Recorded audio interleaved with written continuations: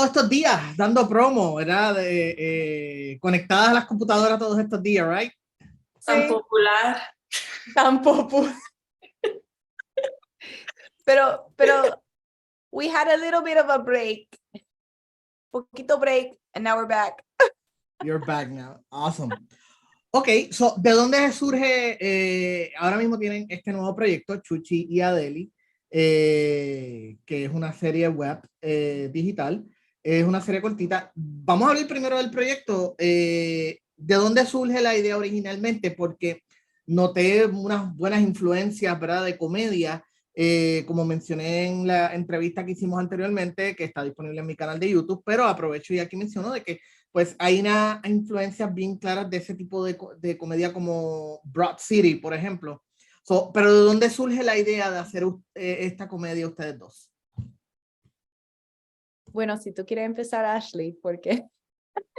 Bueno, la idea empezó, hay dos como versiones de la historia, ¿verdad? Es como la idea de cómo nos unimos, yo y Dani, y Naidia Simón de Black Tina nos invitó a ser parte de un panel de Afro-Latina, y mi mamá es mexicana, pero mi papá es afro-boricua, y bueno, yo no La mamá mía es afro-boricua y mi papá es blanquito. Por eso yo hablo Spanglish. Y bueno, Naidia nos invitó a ser parte de este panel, y eso es cuando nos conocimos, y luego nos seguimos en Instagram, poniéndole me gusta en las publicaciones, tú sabes. Y luego un día ella me mandó una presentación de un proyecto en que se estaba enfocándose en esos días, y me quedé como, bueno, yo le hice como Instagram stock y vi que ella hace un papel de Fidelia en el universo de Jenny Lawrence en YouTube, y vi que estaba improvisando en español. Ella dice que no habla español, pero cuando tiene que llegar, ella puede. Yo puedo improvisar en español, pero cuando yo estoy hablando en una entrevista, yo pongo como media con miedo y todo eso. Bueno, cuando están las cámaras, ella sale con el español de quién sabe de dónde sale, pero sí sale, ¿verdad? Y yo vi que estaba improvisando y lo estaba haciendo en español, y esas cosas son habilidades que necesita entrenamiento, ¿no? Y lo estaba haciendo, y me quedé como, wow, yo quiero trabajar con ella. Y cuando me mandó esa presentación, yo le dije, bueno, vamos a trabajar juntas, a hacer pues algo que solamente nosotros lo podemos hacer porque tenemos esa experiencia distinta de ser afro-boricua, pero cuando llegamos en un cuarto,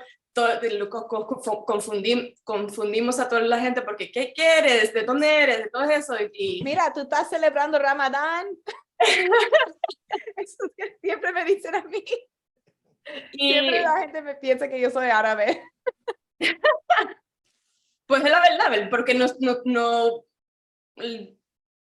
nos parecemos como de una mezcla de quién sabe dónde, y es una experiencia muy distinta que yo siempre he tenido de toda mi vida, y cuando la conocí, bueno, tú también.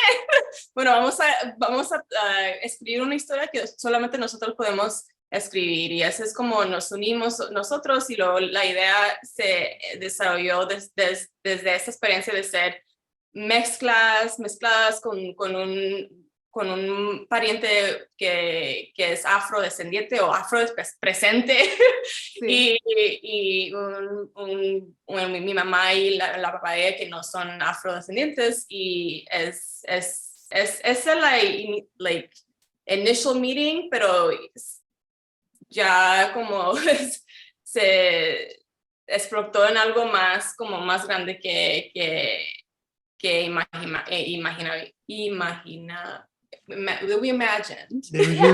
Se imaginaron, no hay problema.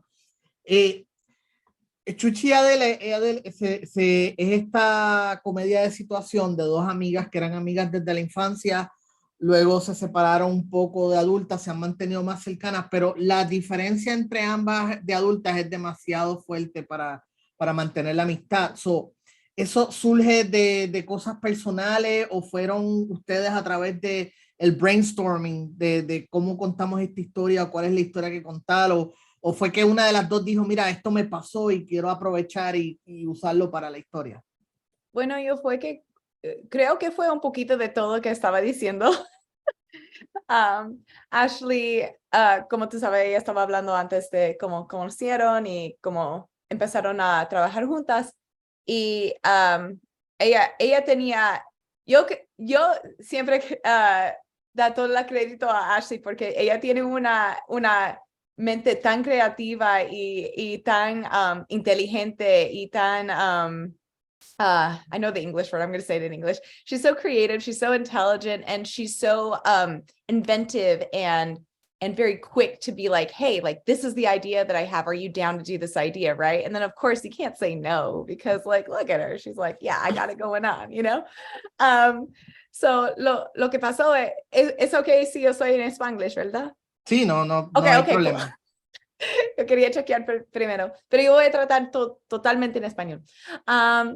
Y bueno, como ella tenía una idea, ella estaba haciendo una serie en Proud Family en Disney Channel y ella trabaja y es uno de los escritores allá. Y ella estaba trabajando con una amiga de ella y casi amigo de mí también porque trabajamos juntos también, se llama Calvin J. Brown y ellos estaban haciendo una cosita que se llama Rashomon, que es cuando hay diferentes partes de una historia que diferentes personas están hablando de la misma historia, pero tienen diferentes perspectivas. Y eso fue, yo creo, el génesis del proyecto. Y dice, ok, vamos a hacer algo de una comedia de dos amigas, pero ya se rompieron la relación y vamos a hacer en este estilo, porque yo creo en este estilo, eso es como la vida es.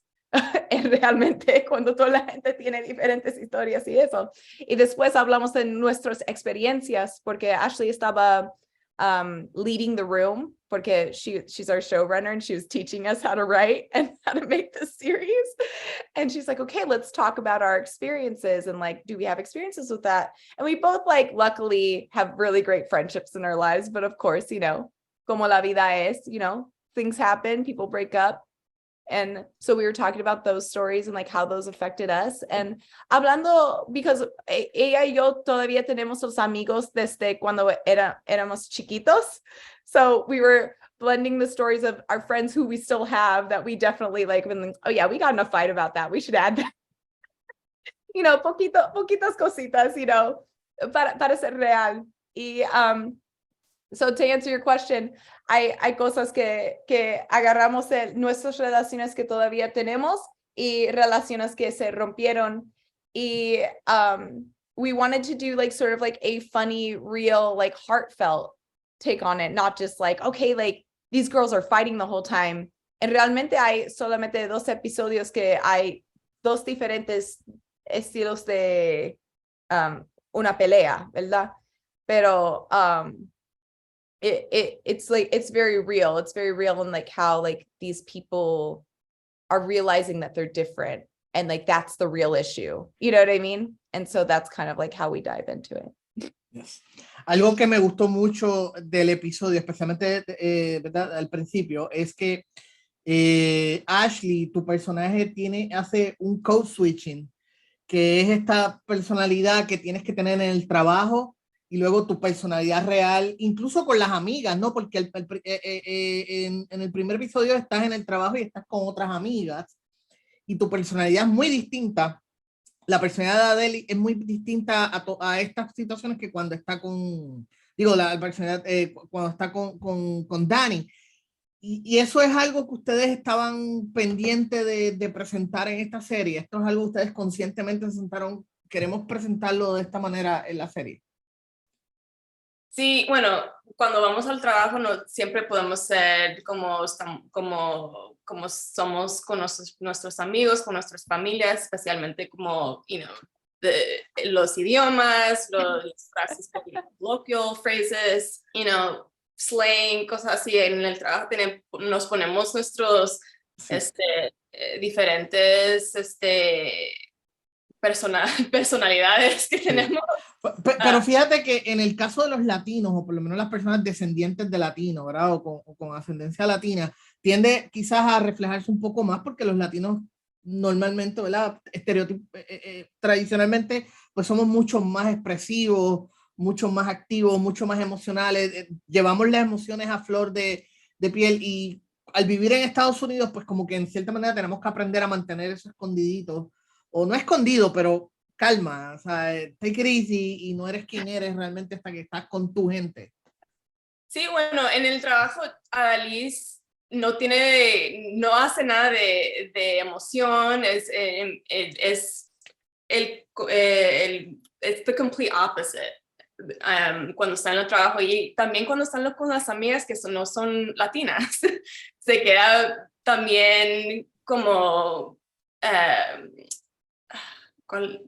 reserva, ¿verdad? Like más. Yeah, like lo puedes more decir en inglés si subdued. se te hace más cómodo. She's more subdued when she's with her friends who she doesn't share the same cultural currency with, and so at work and with her other friends, she's sort of this muted self, and then when she's with her best friend, you thought like there's a complete contrast when she's with their best friend, where they're literally like twerking on a handstand. So there's a real intimacy with that, and in the fabric of that scene, when you see them together, you see that there is no need to perform, and in that like need to not perform, that they're their biggest selves, which is almost like a what's the word? It's I'm speaking English, I can't find the word.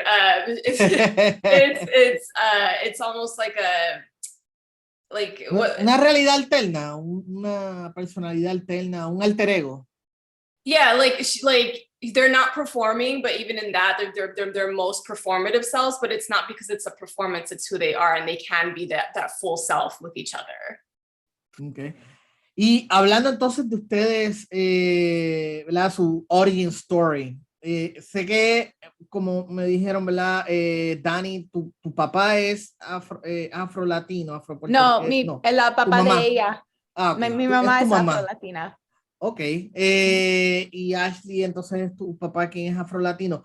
Y en este caso, ¿de dónde son, verdad? Cuéntame un poco de su historia y cuál momento que ustedes pueden recordar. Ok, en mi casa no es necesariamente como el resto de mis compañeros o mis amiguitos, like, este sazón está en casa. So, cuéntenme así ese primer momento que se dieron cuenta de dónde son, primero que todo, y cuál fue ese primer momento que se dieron cuenta que había sazón en la casa. Bueno, para mí, yo creí en San Diego, California, so no hay tantas boricuas, en period. Y mi mamá, ella se nació en Santurce, pero la familia mía, yo tengo de dos partes. Yo tengo mi abuela y la familia de mi abuela es desde Loíza y mi familia desde mi abuelo es de Corozal, que son dos comunidades con mucho afrodescendiente y mucho afrotaíno descendiente, en Corozal especialmente. Pero la mamá mía se nació en Santurce y se crió en San Sebastián, que también tiene mucho mezcladera de boricua. Yes. Pero ella se movió para los Estados Unidos, yo creo, en los 80s con mis hermanas. Y ella she ended up in San Diego. ¿Yo puedo decir en inglés si está bien? Sí, claro. Okay, great. Sí, so she ended up in San Diego and she was a model. So my mom is a model. And I think just speaking for her, I know that being Black in America was very difficult for her as opposed to being Black in Puerto Rico. Because being Black in Puerto Rico, especially in the communities that she was in predominantly Afro-Taino, African, or minimally white Puerto Rican communities. She was always around Puerto Rican of color communities. So to come to the United States and to be othered and to feel different, I think was very polarizing for her. And that bled into us as kids. So growing up in California for me, there weren't a lot of I think that the Latino community that was the most predominant was Mexican there. And I think that a lot of the Mexican people who are from there were also more of a higher socioeconomic status because they're all taco shop heiresses and heirs. So there's also that. And so for me growing up, I never felt like I could identify as Latino personally. I haven't identified with the Latino community until I turned 25 and came to Los Angeles and was a part as like an intern for Pero Like in Buzzfeed. That was the first time I was like fully welcomed into like a Latino community. And that was like, that was so strange for me too, because like growing up in San Diego, I'd only like hung out with like Black American people or like Afro-Caribbean people, because my mom had a lot of Jamaican friends and stuff. So growing up, like a lot of my experience was like surrounded with like the Black community. And even like where I grew up, I was like always like surrounded and like low-key like protected and held down and like supported by the Black community, because like where my mom was from, like she didn't get to have like that Latino like camaraderie as easily. And I think like that's not always the case everywhere you go, because I know like Texas is super diverse and like all these other places like have more diversity, but I think San Diego specifically is very homogenous, right? I had spent a lot of time going to Puerto Rico and New York in the summers. I always joke that I'm a summer New York and a summer Puerto Rican. Like I would spend Nice. a lot of summers and Christmases there. So I was able to get a lot of that culture, but I also have a unique identity in the sense where I was predominantly raised by a white guy, you know, like my mom was not a full-time mom. Like when she had me, like, you know, she had her reasons. I'm not going to go into the story, but I think like, you know, mothering just wasn't for her at the time when I was being raised. So I spent a lot of my time and like a lot of like my Puerto Ricanness in Puerto Rico. Like a lot of like that like cultural identity came from like my grandma and my aunts and my uncles and my cousins and learning Spanish there and being a part of that community. So yeah, my story is a little long, but it has like it has a full circle of genesis, I guess. All right, but your mom being a model, tu mamá siendo modelo, once you went into the arts, you know, as being a writer or being, were they supporter? Both your parents were supportive of it? Yes, or, I dropped out of college. I was actually a Black studies major. So I was studying like Black studies, specifically like sexuality and Black culture with like a specialization into like the Pan-African diaspora. So I've always been very interested in the African diaspora into the Caribbean specifically, and like culture and music and things like that. But yeah, when I dropped out, because I was like, I don't know, like what I'm going to do with this degree. I don't think I'm necessarily a teacher, you know? I was like, I think I'm just going to be a comedian and artist, because I went to a performing arts high school and it's what I always wanted to do. But then I felt like maybe that wasn't like in the cards for me. I was like, yeah, I'm talented, but like, do I have like the energy and the grit and like what it takes to like make it in such a difficult space? It's such a difficult space to navigate. You really have to have a very specific personality. And like, it's like, yeah. So when my parents were like, yeah, go for it. That's nice. It was really nice. Like my mom was like, yeah, this is perfect. She's like, you're an artist, Daniele. I think that's how my mom says. I think you are going to be perfect. And my dad's like, thank God. That's nice. I'm very happy to hear that. Yeah. That doesn't really happen that much, you know, parents being that kind of supported when someone goes into the art. That's not a common story, but I'm happy that was your case. How about you, Ashley? Tell me your origin story. When was the first time that you realized that there was, you know, sazón en la casa? ¿Cómo fue eso? ¿Dónde naciste? ¿Dónde creciste? ¿Y cuál fue ese momento que te diste cuenta? This is my story. This is my life. Yo soy del Paso, Texas, y está en la frontera con Ciudad Juárez, Chihuahua, México. Y mi mamá es de Ciudad Juárez. Mi papá es de Río Piedras, Puerto Rico. Saludos a Barrio Venezuela. Y él llegó al Paso porque hay un base militar en el Paso y él estuvo en el ejército, pero en los fines de semana él tocaba las congas en un concurso de salsa y una noche que estaba tocando las congas en un club en Juárez, mi mamá dijo, voy a conocer el futuro padre de mis hijos. Y se conocieron ahí en un club en Juárez. Mi papá tuvo como una guayabera con su afro y todo eso. Y bueno, así se conocieron y aquí estamos 6 hijos después. Están con número 6. Y bueno, mi papá se quedó ahí porque, bueno, él no tenía control, ¿verdad? El ejército te mandan donde te mandan, pero le dejaron quedarse ahí en El Paso, en el Fort Bliss. Y cuando yo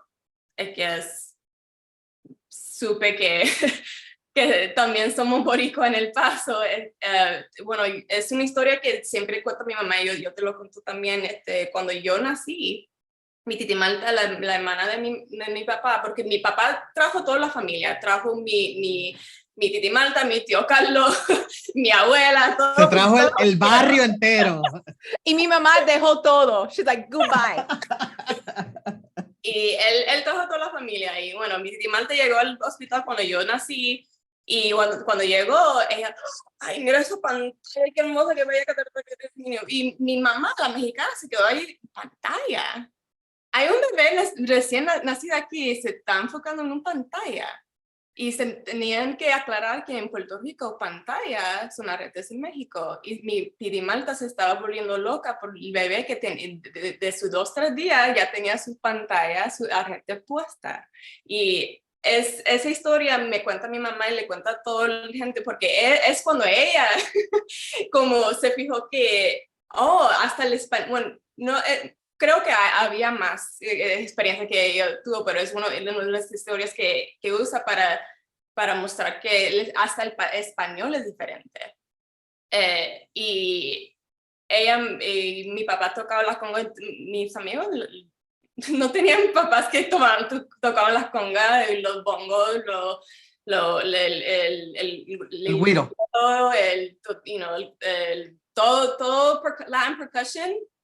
Era lo que hizo mi papá, hasta que yo pensé, hay un instrumentos que se llaman Latin percussion, que dicen LP, y mi papá se llama Luis Paniagua, y cuando íbamos a las tiendas desde niña, íbamos a las tiendas y yo vi todos los instrumentos que decían LP, yo pensé que era LP por Luis Paniagua. Y no me fijé hasta que yo fui a la universidad. No es porque nosotros éramos los únicos que estamos en la tienda comprando congas. That's so funny. I didn't know that. That's a funny story. It is. So, en este caso, pues, para ti, aunque estás en Estados Unidos, no fue ese shock porque era tu around, ¿no? Era tu ambiente, tu papá era la presencia latina, era fuerte, tenías tu familia, y obviamente vives en El Paso, que no lo sepa, porque vive debajo de una tierra, pues es un área predominantemente latina por los mexicanos, y tu mamá es mexicana, así que esa mezcla. ¿Fue algún problema, Ashley? ¿Siempre fue algo smooth esa cuestión de que puertorriqueño por un lado, mexicano por otro, o todo se llevaba bien, o no hubo problema, pudiste tener, porque muchas veces cuando son algunas personas, hijos de diferentes culturas, pues tienden a tener ese problema de que me voy más para acá o me voy más para allá, o hay esa pelea, ¿no? En este caso, ¿fue bastante smooth para ti o hubo un poco de conflicto? Sí, no porque son de mexicano o puertorriqueño, yo soy de los dos, ¿verdad? Yo no hay como que escoger uno de los otros, pero mi papá es afro-boricua, he's black. Y yo como yo soy, mi piel está más clara, ese era como my identity crisis. Yo me creí, mi mamá, gracias a Dios que yo tengo mi mamá la que tengo, porque ella es de Ciudad Juárez, pero cuando ella es uno de 17 hermanos. Ella no hay gemelos ni nada. Wow. Ella es 8. That's busy grandma. Yeah.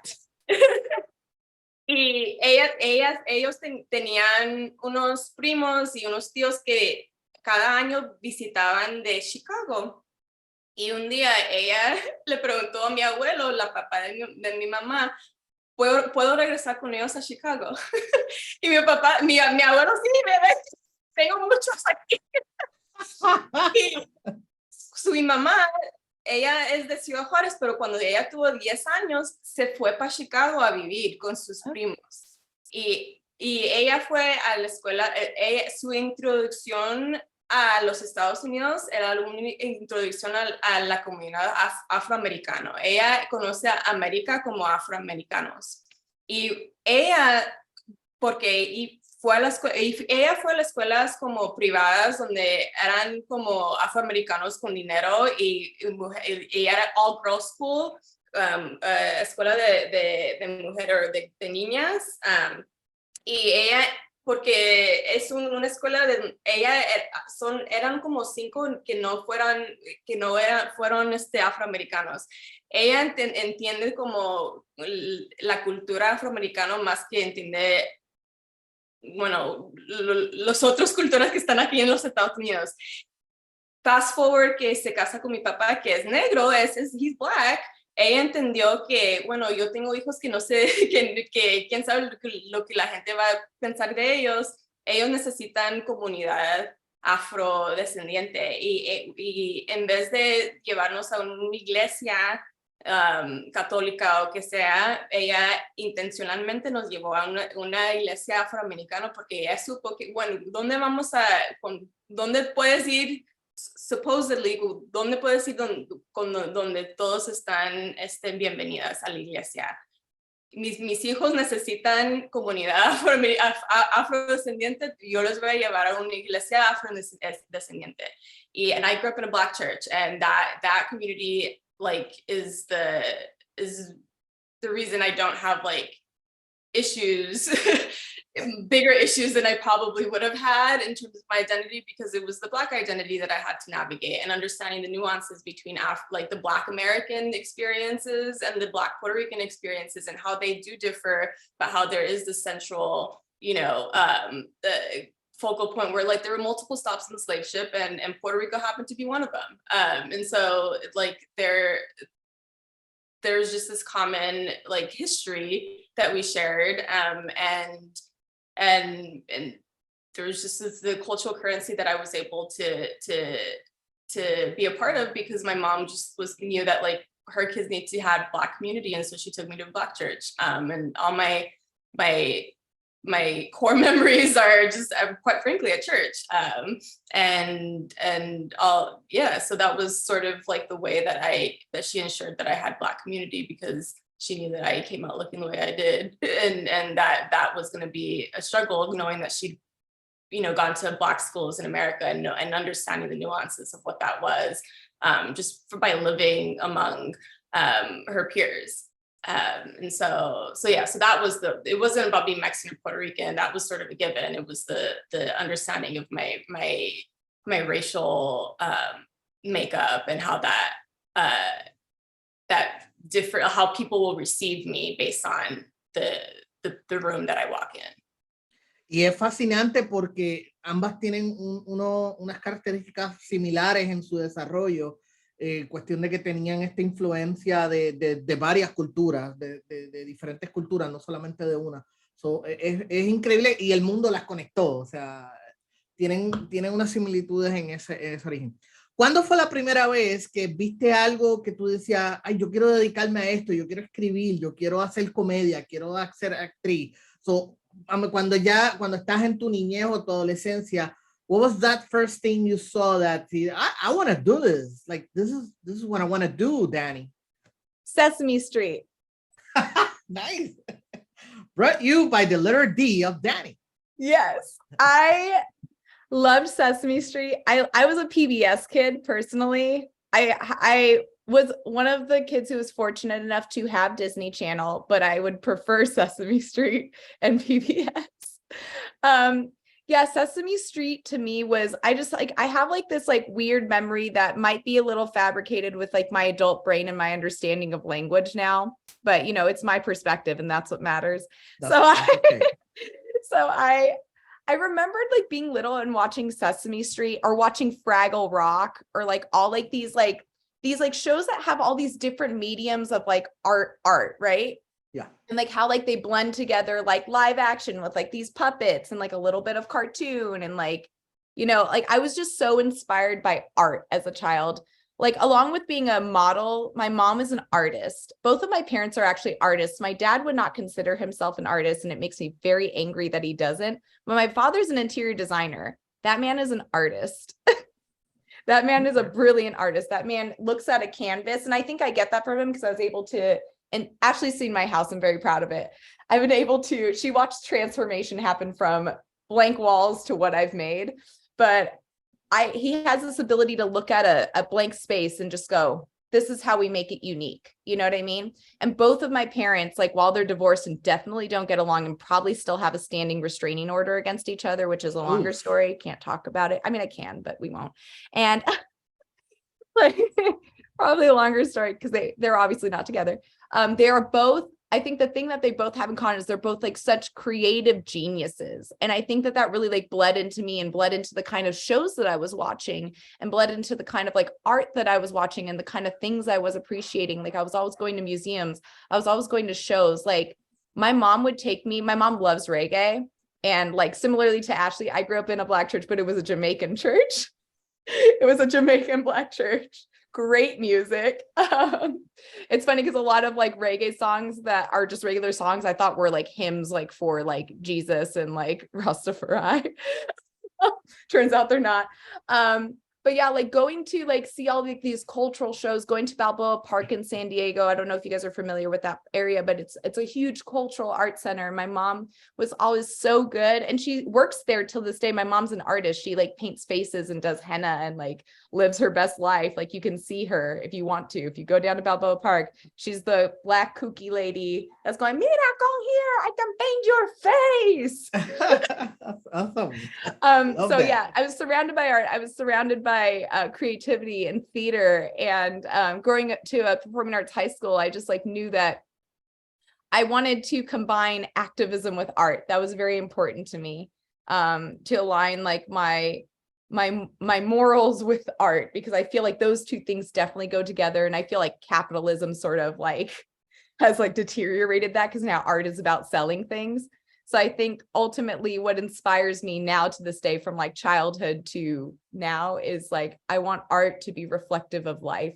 I want art to, I want to be an artist that like inspires you in the way that Sesame Street inspires young kids to like, you know, think deeply, or to be okay with being wrong, and like, you know, be okay with like the uncomfortable parts of being a human. I think that that's like what art does. I think that that's a little bit what our series does too. It's like it kind of it humanizes us in a way that I think that TV shows aren't doing as much anymore. I mean, there are shows that are doing it for sure. I think The Last of Us does like a really good example of that, for instance. But yeah, just leaning into the human experience from Sesame Street to Chuchi and Adaliz, like that's what I'm about. That's nice. And Ashley, I forgot, I jumped a question with you. Were your parents okay with you jumping into the art, into being a writer, being an actress, an actor, a director? Pues todavía no saben que soy actriz. No saben nada de Chuchi and Adaliz. You're a brilliant actress, though. You really are so good. You chose the hardest character to do. And you I didn't choose it. You made me do this. You wanted Chuchi. I was fine doing whatever. No, you wanted Chuchi. I'm sure there's a note somewhere Josely wrote. I don't remember it that way, but it's fine. I would have been happy to do both. Maybe when we get it sold, I'll be Adaliz. All right. It'll be fun. We'll switch. No, I mean, mis papás, ellos, aunque, you know, entendemos que Puerto Rico es a colony, so no necesariamente son inmigrantes, pero in the way that you navigate the world, he's an immigrant in the way that an immigrant is. So mis papás son inmigrantes, so ellos no saben cómo se hace cosas aquí en los Estados Unidos. Mi papá estuvo en el ejército, cuando te dicen lo que haces, cuando lo haces, you know? Y mi mamá, bueno, ella trabajaba, ya se retiró, pero trabajaba por el gobierno, porque es cuando ellos, su mente es, haz algo que el pago y los beneficios son garantizados para no pensar en nada. O sea, cuando yo fui a la universidad, fui la primera que fui a la universidad. Yo, como yo hago cosas y ellos, ok, bueno, vamos a ver qué es esto, porque no sabemos nada. Y yo he hecho tanta cosa que ya cuando yo llegué a ser guionista, ellos, bueno, aquí vamos, quién sabe lo que está haciendo estas cosas. Otra vez, vamos, otro, whatever. Pero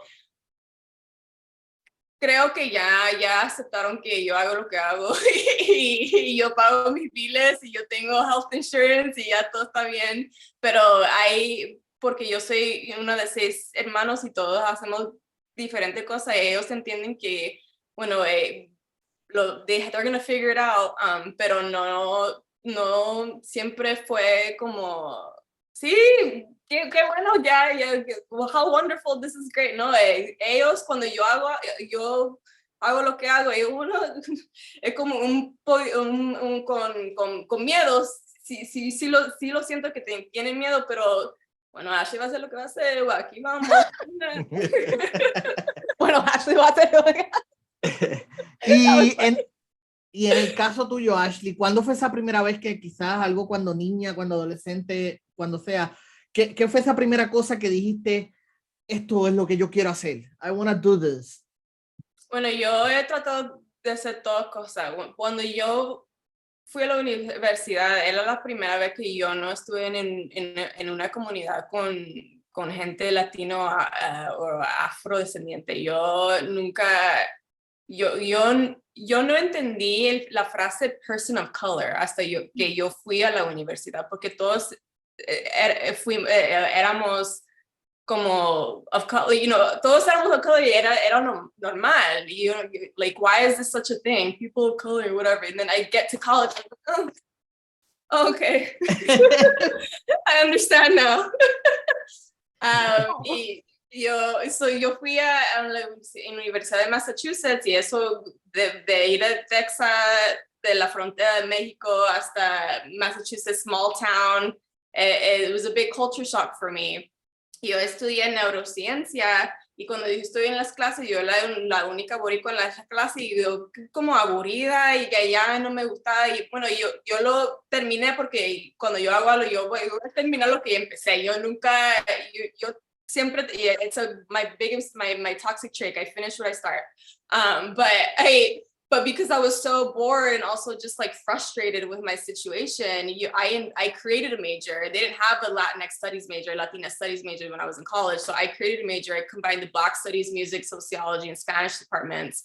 Para estudiar cómo la música crea la identidad para puertorriqueños aquí en los Estados Unidos. Y Holyoke, Massachusetts, it's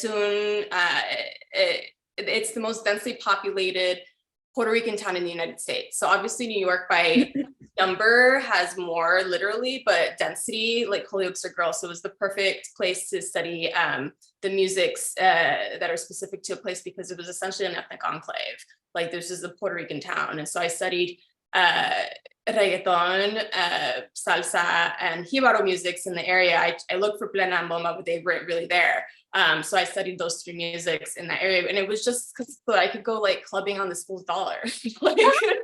like I did a whole proposal. Like I had to go in front of a committee. I had to recruit like people to like vouch for me, like the professors or whatever. But what I got was funding so that I could participant observation in the club.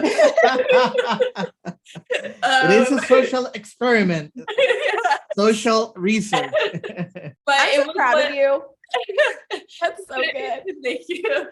But it was what was keeping me sane. It was like I got to leave campus and the school provided a car, like because I did all the applications of everything to literally get funding. But I was taking my little Amherst College car to the club. I remember once we met up with some people who we met and it has Amherst College on the car. And they're like, all right, so you got the Amherst College bad, huh? All right, so we're gonna park it over there and you're gonna come in here. We're gonna show up. And what I found to like get back to like the academics, like I found that the common thread among the musics was that there's lyrical improvisation, because there's Hibaro music with the décima, salsa music with the soneros, and then with reggaeton it's rapping. So there's this common like lyrical tradition that's passed through generations. Even if the musics are so distinct, you have this like really beautiful like thread that continues through the culture. Through the generations. And so like, clearly I've been like, I grew up with music. My dad was a musician. I clearly went on to do music, but it was to keep me sane. So after college, I went and I taught high school in Mississippi, and I have a master's in education from Ole Miss. And it was there that I was like, I realized, because in my head I was like, no one's gonna go through what I went through. Like, they're gonna go in, they're gonna kill it. Like, if they ever want to go, like, they're gonna be like amazing. They're like, so I'm gonna teach them. Like, I'm gonna prepare them for college, and they're blah blah blah. But then you get there and you're like, oh, I'm one person serving 300 students. Teaching is the hardest job in the world. It's the most exhausting job I've ever had in my entire life. I love my students, but that shit is really fucking hard. Sorry, excuse me. Like that, like it is so hard to be a teacher. And then I'm teaching in a place where it's the most under-resourced schools in the nation, some of the poorest schools in the nation. It's one of the poorest states in the nation, and it has like, this is the home of slavery, where like, and it's still present today. Like all of that is still present today. It's still segregated. Like, people would stop in the grocery store to stare at me because they didn't know where to place me, because there's black and white. They'd be like, you got a black daddy and a white mama? I'm like, yeah, not the way you thinking, but yeah. Like, or like, what you is, like, so like, it was a lot of that. And it didn't matter if it was black or white. I would get stopped everywhere I go because they didn't understand, like, their understanding of Latina. There was a lot of indigenous presenting Latinas there, and I just didn't fit that profile. And so there was a lot of confusion. And so so while I was living in Mississippi, I sort of started to think of like, well, what impact can I truly have if I'm one person serving, 300 students? I'm not really, making the I'm not getting them, they're gonna kill it, like that whole, like it was sort of the reality of what it was. And my best friend from college lives in LA. It's like, come here and figure it out. I was like, okay. So I landed in marketing. And I was like, oh, this is perfect. You're going to have a billboard and you can normalize these marginalized spaces so they can become white noise. It's sort of part of the fabric of society in the way that they already exist. You can put them all over, in the media. And so again, another idealized notion, I'm gonna save the world with my little marketing. But then I learned very quickly that, like, you have to find, your job is to find the audience and push the brand message. And I was like, who's controlling this narrative? And that's when I was like, oh, writers, I'm in LA, I gotta write. And so that's what I did. And fast forward, when you're like, I'm writing on shows or whatever. And one of the meetings that I had, when I was writing on the Proud Family, they said, brown and black kids from rural, low-income neighborhoods are watching more TV than any other demographic. And I was like, oh, those are the exact kids that I was writing for, because that's where I was teaching, right, in Mississippi, whereas brown and black kids of low socioeconomic income in rural areas. It's like, oh, so I actually get to write for the very like population that I set out to write for. And so that was sort of like a full circle moment for me. I was just like, okay, I'm doing the work that I set out to do, but also doing work that I'm good at, because I tried all kinds of things and it didn't stick. And luckily this landed, and here I am. And so I'm, one story at a time. Yeah.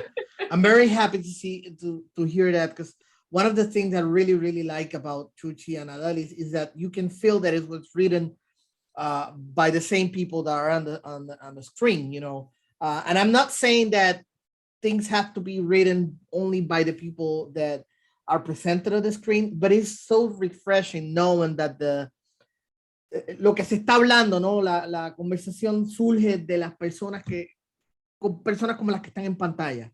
No sé si la estoy explicando bien, but this is something that I really like about the show. And Dani, tú escribiste para Buzzfeed, o sea, right? Yeah. ¿Cómo llegaste ahí? ¿Cómo llegaste a Buzzfeed? ¿Y qué aprendiste que entiendes que todavía hoy lo estás aplicando? Bueno, Yo aprendí mucho allá. I was mostly working as like an intern there, so I was doing a lot of free work. Of course. Because that's the So nature. you got in there. You got in there as an intern, like you requested. So my best friend Ari Jackson, she works there, and she does a lot of like the eco propaganda. So I was working with her, and then she met Jenny Lorenzo there, and she was dancing salsa at a party because I taught her how to dance salsa, and all the Pero Light people were like, "How does this white girl know how to salsa?" And then she's like, "Oh my God, my best friend, she's Puerto Rican. She taught me." And then I came on a bus one day, like to do a shoot with Ari, because she always put me in her shoots and like paid me and like let me like co-write for her. And so we were always exclusively working together. And then Jenny Lorenzo, who was working at Pero Like and like was like the lead at Pero Like there, I met her on the bus. She's like, "Wait, are you Ari's Dani?" I was like, I've never wanted to belong to somebody so hard. I was like, yes, I am Ari's Dani. Because like, we're codependent. We've been codependent since we were 9. I'm like, yeah, I'm her Dani. And she's like, "Oh my God, Ari's told, I want to work with you. I heard that you're an improviser and that you do all these things." And I was like, yeah, like, let's go for it. So then Jenny was super great and like brought me on to lots of things and paid me. So that was really nice.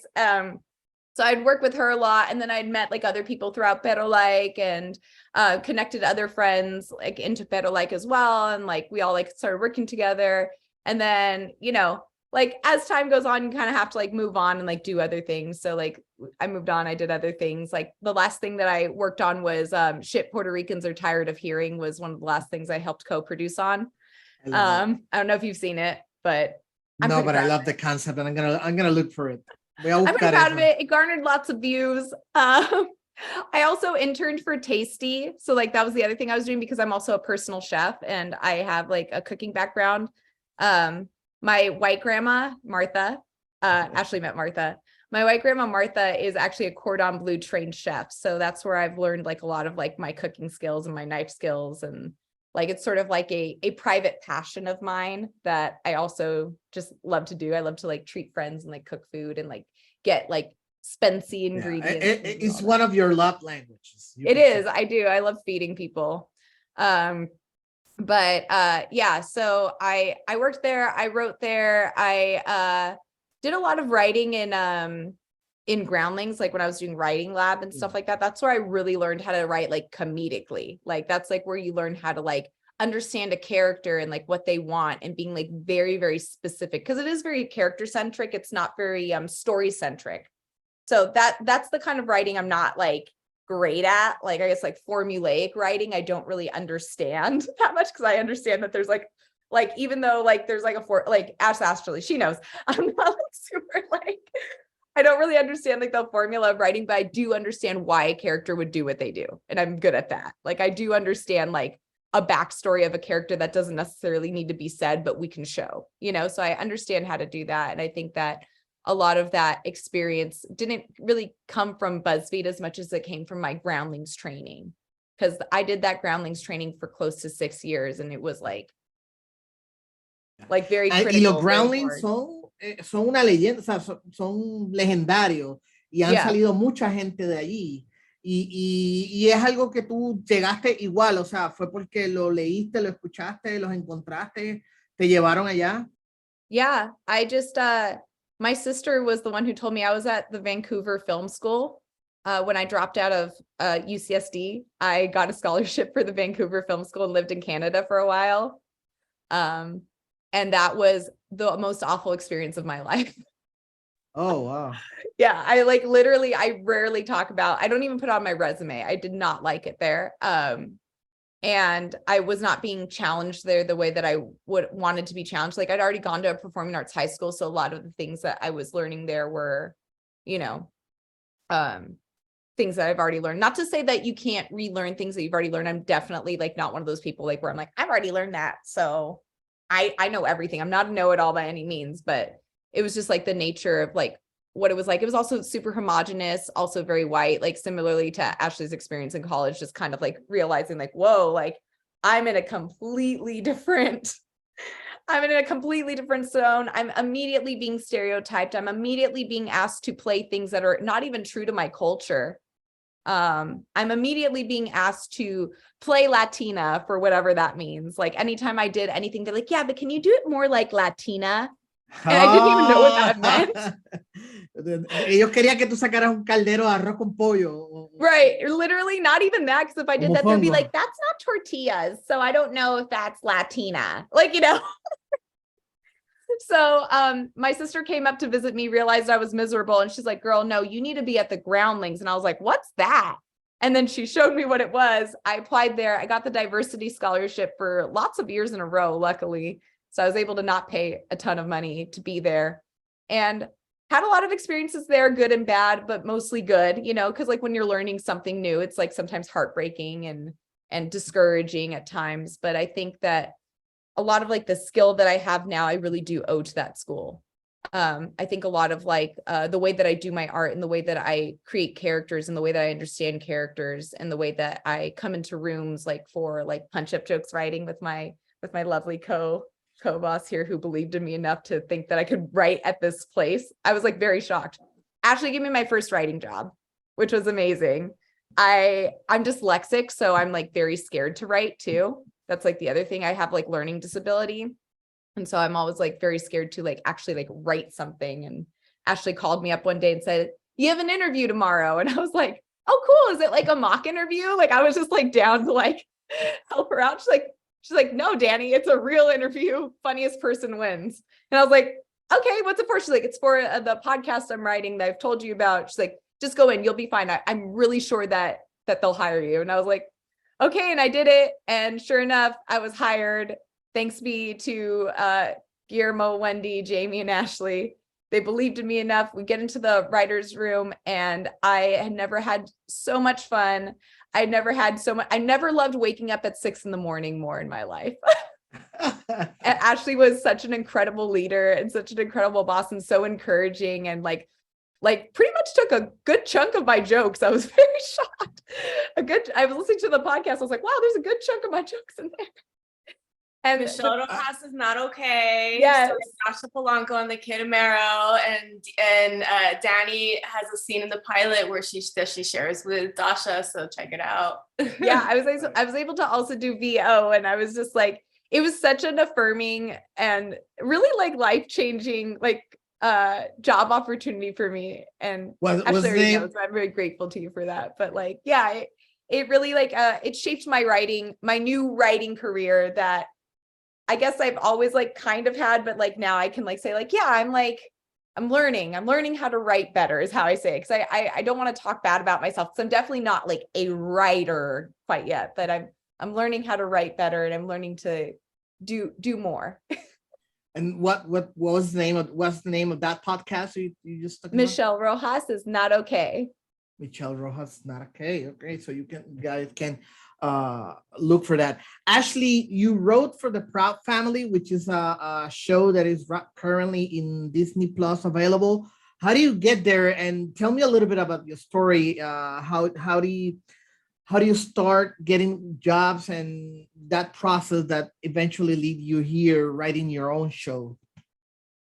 Yeah, so the National Hispanic Media Coalition has a TV writers program where you write a pilot in 6 weeks. And so I got into that program with a Broad City spec script, so really full circle.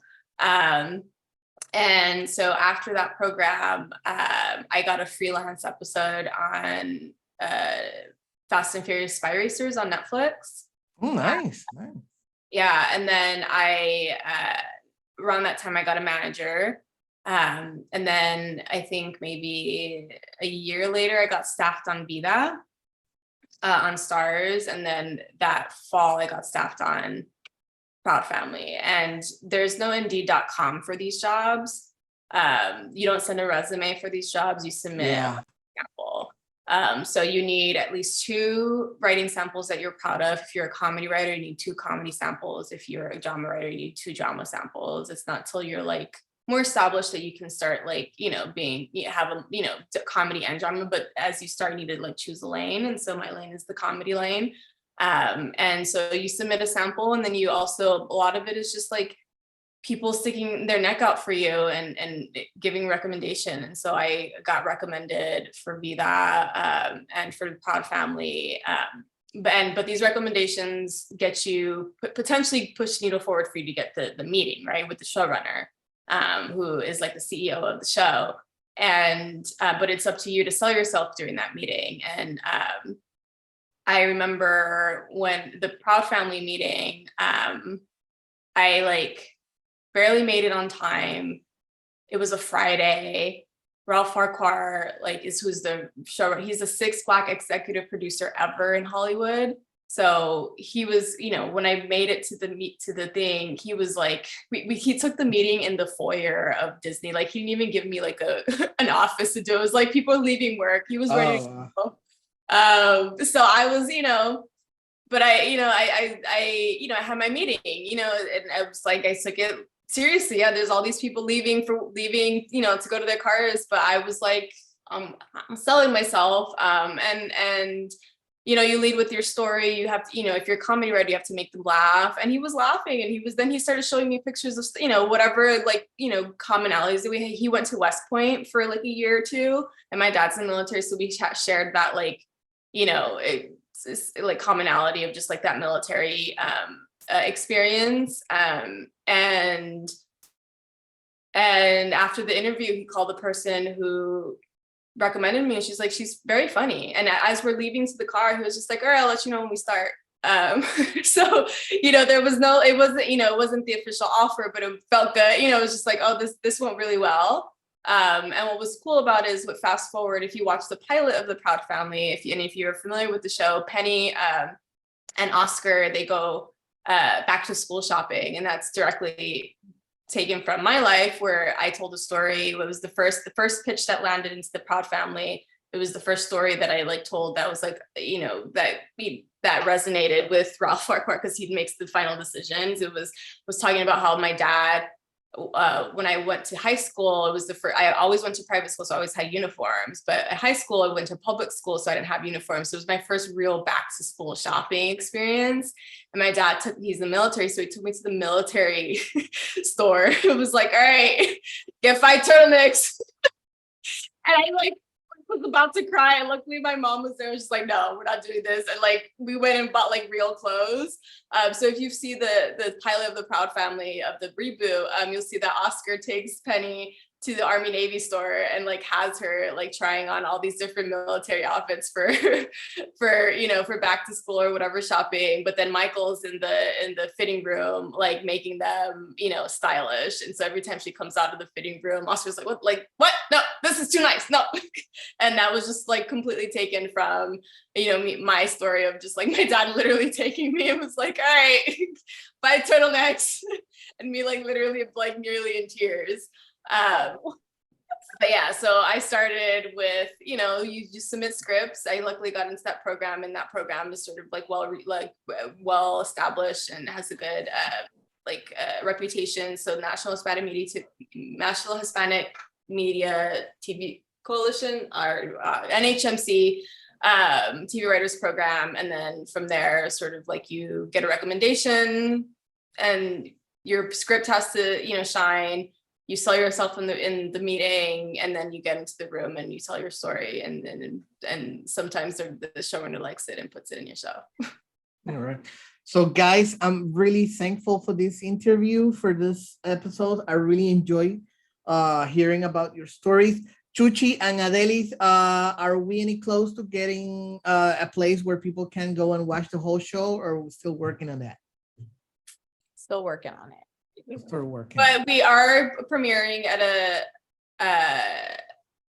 a film festival in LA. It's not announced yet, but they will be showing all 5 episodes. Oh, nice. So stay tuned for the details. All right, just in case that will be in LA, do you have the address? Do you have the dates already? Are we allowed to talk about the dates? I know the rough dates, but that's okay. Yeah, if you have the rough dates, yeah, say the rough dates. Oh, rough dates. So rough dates are May 30th through June 5th. Okay. All right. So be on the lookout for anybody listening to this interview and is around the area. I recommend the show. At least I watched the pilot. I like it very much. And like I said before, it's not only, no es solamente que me gustó lo que hicieron, es que el lenguaje, la manera de ustedes de actuar, vi algo que con lo que yo me puedo identificar, ¿no?